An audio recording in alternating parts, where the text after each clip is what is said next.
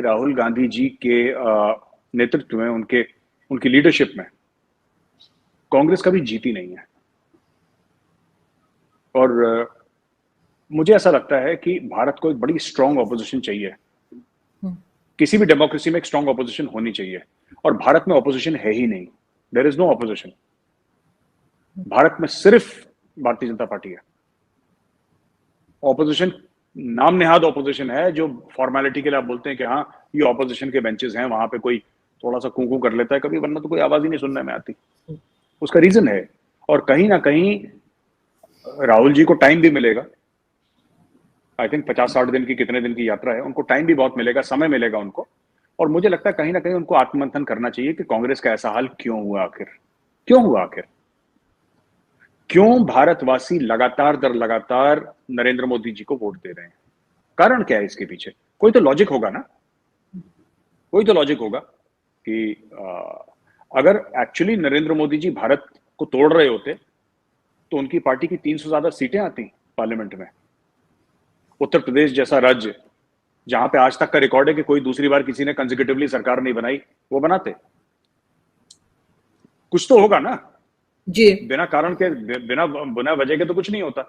तो मुझे लगता है कि इनको आत्ममंथन भी करना चाहिए। बाकी पॉलिटिक्स के बारे में मेरी इतनी जानकारी है नहीं, लेकिन मुझे लगता है कि कांग्रेस पार्टी में आरजू जी अकाउंटेबिलिटी नहीं है। आप हारते रहिए, हारते रहिए, हारते रहिए, आपसे कोई सवाल पूछने वाला नहीं है। मतलब nobody will take action. Corporate sector में तो ऐसा होता है कि अगर आप टारगेट मिस करें तो नौकरी चली जाती है। यहाँ पे कॉर्पोरेट सेक्टर में यू मिस योर टारगेट्स, या तो आपका प्रमोशन छूट जाएगा, या आपको सैलरी रेज नहीं मिलेगी, या अगर 1-2 बार मिस कर दिया तो बॉस कहेगा ठीक है भाई तू घर जा। लेकिन कांग्रेस पार्टी में ऐसा नहीं होता। आप लगातार साल दर साल दर साल, इलेक्शन दर इलेक्शन दर इलेक्शन आप हारते चले जाइए, और यहाँ पे कोई पूछने वाला नहीं है। तो ये उनको भी आत्ममंथन करने की जरूरत है। वैसे भारत जोड़ो कोई बुरी बात तो नहीं, अच्छी बात है। अगर भारत को जोड़ना चाह रहे हैं, हम भी जुड़ेंगे।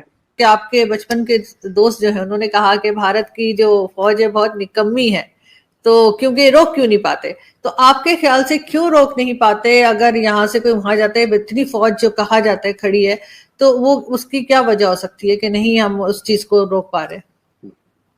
आरजू जी, ऐसा है ना कि इंडियन आर्मी से शिकायत मुझे भी है। तो चीमा साहब ने बोला ना, उसकी शिकायत मेरी भी इंडियन आर्मी से। और मेरी सबसे बड़ी, मेरी खुद की फौज से शिकायत है कि यार तुम लोगों ने 71 में आधा ही काम करा, आधा काम करके वापस आ गए। Very bad, I don't like it. I place my objections to the Indian army on record. पूरा काम करके आते, तुम लोग आधा काम करके आए हो। खैर, ऐसा होता है आरजू जी, मैं आपको समझा देता हूँ। पता नहीं आप बॉर्डर कभी गई हैं, चीमा साहब गए हैं, आई एम नॉट श्योर, मुझे नहीं पता। ऐसा होता है आरजू जी कि जहां पे फेंसिंग होती है ना, राइट, आपने फेंसिंग करी, आपने बहुत अच्छी फेंसिंग करी, आपने ट्रूप्स लगाए, वहां पे टेरेन ऐसा है कि every inch of the place can not be fenced. वो टेरेन ऐसा है ना। और बहुत खतरनाक टेरेन है वो। 14, 15, 16, 17, 18,000 फुट तक भी जाता है, और वो 6,000 फुट तक भी जाता है। आपने बार्ब वायर लगाया, ऊपर से बर्फ हिली, पत्थर हिले, सबको लेकर चले गए, क्या कर लेंगे आप? ठीक है, ठीक। क्या कर लेंगे आप बताइए? और पाकिस्तानी आर्मी तो नंबर 1 है दुनिया में। हम खुद तस्लीम करते हैं कि नंबर 1 आर्मी है। आईएसआई भी नंबर 1 है। शोएब अख्तर ने भी बोल दिया था एक बार कि आईएसआई नंबर 1 है। तो पाकिस्तानी आर्मी और आईएसआई क्यों नहीं रोक पाते? ये अपने तहरीक तालिबान पाकिस्तान वाले मन मर्जी से आ जाते हैं ड्यूरन लाइन का फेंस तोड़ के। भाई, हम लोग नालायक हैं, हम लोग निकम्मे हैं, आप तो नंबर 1 है सर। दुनिया में बेस्ट आर्मी है, अमेरिकन को पीट रखा है, और रूस को खदेड़ दिया, और सबको कर दिया, बड़े बड़े तराने लिखे गए। ये सलवार कमीज पहने हुए, दाढ़ी बढ़ाए हुए तालिबान, इनको क्यों नहीं रोक पा रहे आप? क्या बात हो गई? जरा पूछिए पाकिस्तान फौज से कि भैया क्यों, ऐसा क्यों है कि जब उनकी मन चाहता है वो क्वेटा में आ जाते हैं, जब उनका मन चाहता है पेशावर के आसपास ब्लास्ट कर लेते हैं, जब उनका मन चाहता है कि लोअर दीर में, या फिर सवात में, या फिर आपके नॉर्थ साउथ वजीरिस्तान में, जब मन चाहता है खदेड़ खुदूड़ के मार मूर के लोगों को वापस चले जाते हैं। क्यों? वो फेंस तो लगा हुआ है आपका भी, पूरा आप लोगों ने फेंस लगाया है। और वो फेंस जो गार्डेड है, वो दुनिया की सबसे आला तरीन जो फौज है, Pakistani army. US marines fail उसके सामने, चाइनीज आर्मी फेल, वो नंबर 1 आर्मी है। वो क्यों नहीं रोक पाती? आप ये बताइए। ये आप चीमा नहीं, साहब से बिल्कुल। पूछिएगा। अफगानिस्तान के पास एयर डिफेंस कैपेबिलिटी नहीं है, ठीक है। उनको देखेगा भी नहीं F-16 आता हुआ और जाता हुआ, ठीक है। वो मैक्सिमम क्या कर सकते हैं? सुसाइड बॉम्बर भेज सकते हैं। या बॉर्डर पोस्ट पे अटैक कर सकते हैं, इससे ज्यादा कुछ नहीं कर सकते।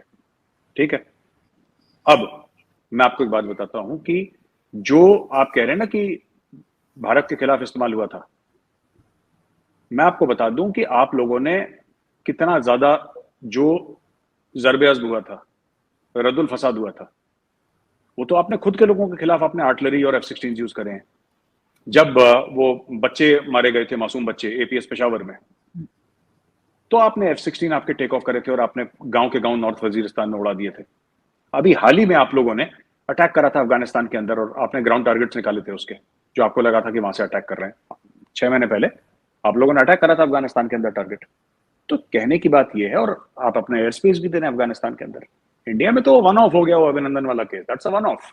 कभी हो गया, हमारे लोग अंदर आए, आपके लोग अंदर आए, दैट्स अ वन ऑफ। मुझे नहीं लगता कि इंडिया को किसी भी, देखिए इंडिया की जो फौज है वो बड़ी तेजी से इतनी बढ़ रही है कि there is a very small percentage of threat from Pakistan, बहुत ज्यादा। और इसलिए भी ज्यादा खतरा है क्योंकि इंडिया का जो रिस्पॉन्स मैकेनिज्म है वो डिस्प्रोपोर्शनेट है आरजू जी। मतलब ईंट का जवाब पत्थर वाला मामला तो मोदी जी ने फाड़ के डस्टबिन में डाल दिया। अब वो ईंट का जवाब पत्थर होता नहीं है इंडिया में। अब वहां से ईंट आएगी, यहां से पूरा पता लगा पर्वत का पर्वत आ रहा है उड़ता हुआ। तो that is what he has started, and वो एक बेंचमार्क सेट हो गया इंडियन मिलिट्री के माइंड में, because the prime minister is like that. आपके प्राइम मिनिस्टर ही ऐसे, उन्होंने बोला है कि अगर तुम ये करोगे फिर ये हो जाएगा, और उन्होंने बोल दिया कर दो। तो मुझे नहीं लगता कि इंडिया को ज्यादा कुछ, इंडिया को ऑब्जेक्ट करना था, इंडिया ने ऑब्जेक्ट कर लिया। पाकिस्तान सॉवरेन मुल्क है, अमेरिका सॉवरेन मुल्क है, अमेरिका पाकिस्तान को क्या देता है, that is Pakistan and America's business. ठीक है, लेकिन मैं आपको बता रहा हूं कि पाकिस्तान फंस गया ये मदद लेके, क्योंकि अब अमेरिका बोलेगा कि ठीक है, अब आप एक काम करो, आपको ये दिक्कत है ना कि हम लोग आपका एयर स्पेस यूज नहीं कर सकते, हम यानी कि अमेरिकन, यही दिक्कत है ना कि हम लोग आपके ग्राउंड एसेट्स यूज नहीं कर सकते या आपके एयरफील्ड यूज नहीं कर सकते।